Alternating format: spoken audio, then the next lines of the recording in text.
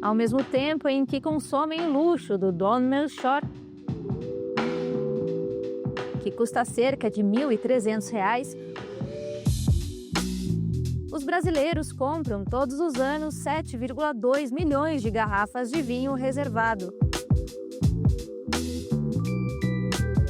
A marca de entrada da mesma vinícola e a mais vendida no país por menos de R$ 40 cada uma. O país é o quarto maior mercado da chilena Concha el Toro, atrás do Reino Unido, do Chile e dos Estados Unidos, com um total de 12 milhões de garrafas vendidas por ano. E se destacou no ano passado como o de maior expansão da empresa no mundo.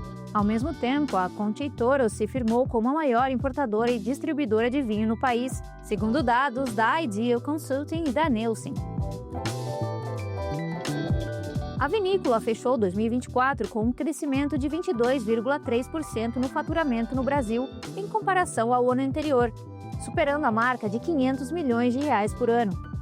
Mas o que faz um vinho custar R$ 40 e o outro passar de R$ 1.000? A garrafa? O terroir? O envelhecimento? Ou será que o preço também sobe conforme a história que te contam? O rótulo bonito, a pontuação da crítica, um marketing bem feito? Hoje a gente tenta entender. Será que o vinho caro realmente é melhor? E mais importante, melhor para quem? O vinho, ao longo do tempo, deixou de ser apenas uma bebida.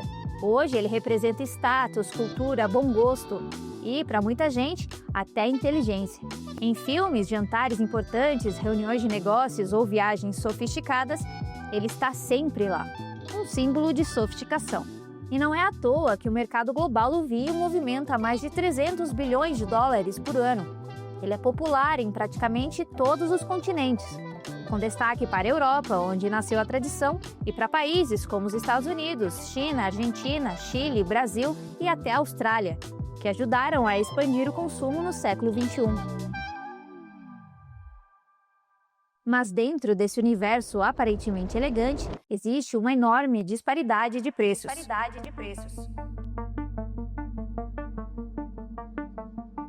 Enquanto você encontra vinhos de supermercado por R$ 20 ou R$ 30, algumas garrafas chegam a custar o equivalente a um carro, ou mais.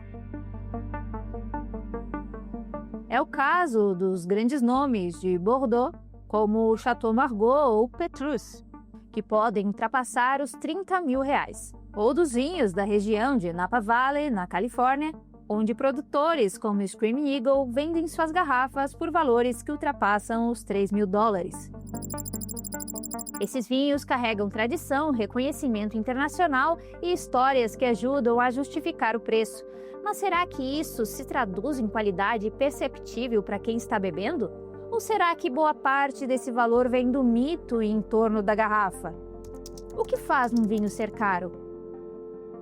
Esse é o Daniel Buarque, editor assistente da Bloomberg Linha e um verdadeiro garimpeiro de bons vinhos com preço justo. No Instagram, ele compartilha análises e recomendações de rótulos que custam menos de R$ 50. E mostra que, sim, dá para beber decentemente sem gastar muito. Produzir vinho é um processo complicado e caro. Você tem que começar com a terra, que é a primeira coisa que vai servir para você plantar as uvas. Então você tem o custo da terra, você tem o custo da plantação, de cuidado com as uvas, de esperar elas amadurecerem, de controlar esse amadurecimento. Você tem o custo da colheita das uvas, tem o custo de levar essas uvas para a unidade de processamento, tem o custo para produzir o vinho, transformar a uva em suco e esse suco mosto se transformar em vinho. Depois tem o processo de amadurecimento, de transformação, de envelhecimento e tudo isso faz com que seja um custo muito elevado. Você começa com a terra, vai por todo o processo até você sair com a bebida pronta. Isso faz com que o preço seja, de início, já um tanto elevado. Para entender isso, a gente precisa falar do tal do terroir. Um conceito francês que junta solo, clima, altitude, exposição ao sol e até o jeito como as videiras são tratadas e como a mão do enólogo se reflete. Tudo isso influencia no sabor final da bebida. Uma mesma uva plantada em regiões diferentes pode dar vinhos completamente distintos. E é daí que vem parte do valor de certas garrafas. Regiões como Barolo, na Itália, ou Bordeaux, na França, têm características quase impossíveis de replicar. Além disso, o processo de vinificação importa, e muito. Desde a colheita manual até a fermentação, o uso de barricas de carvalho, o tempo de envelhecimento, tudo isso encarece o produto. E tem mais, a escassez. Algumas vinícolas produzem apenas algumas centenas de garrafas por ano. A baixa oferta cria exclusividade. E o mercado adora transformar isso em valor. Por fim, entra a avaliação sensorial. Cor, aroma, acidez, corpo, taninos. Uma análise técnica feita por críticos e sommeliers. Mundiais, mas os grandes críticos mundiais e nós utilizamos uma escala que vai de 0 a 100 pontos, mas na prática a gente transforma ou considera vinho com alguma qualidade a partir de 85 pontos. E bastam 95 pontos de um avaliador renomado para um vinho dobrar de preço da noite para o dia. Porque no mundo do vinho, a percepção vale tanto quanto o sabor. Mas será que existe um mercado aqui no Brasil para vinhos de milhares de reais? Um ranking de 100 melhores vinhos à venda no Brasil, divulgado no ano passado, selecionou garrafas com valor médio de R$ 1.640,89. São todas bebidas especiais, avaliadas com notas altas por especialistas, oferecendo complexidade, qualidade, exclusividade e um potencial grande de guarda.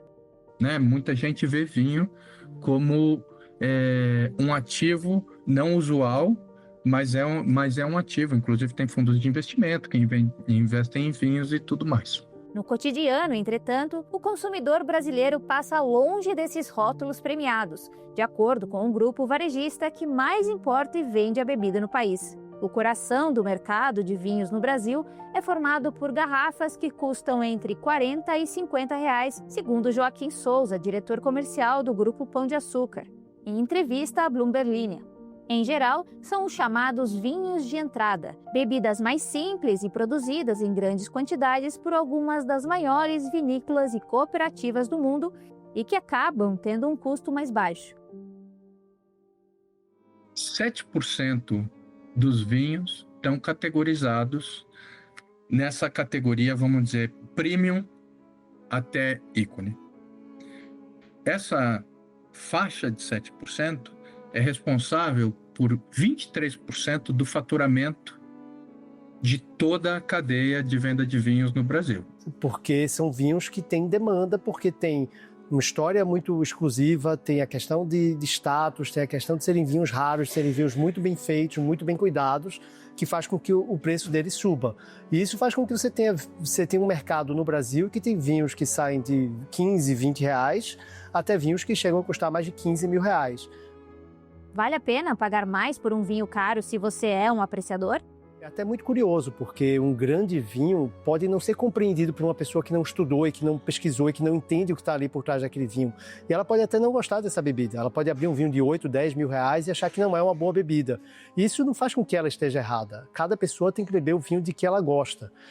O que é mais interessante é, mesmo para quem tem pouco dinheiro e vai partir do começo e começar a formar um paladar, é a ideia que se dá à degustação. A degustação é a ideia de você beber prestando atenção no que você está bebendo. Você beber analisando, avaliando os aromas, os sabores.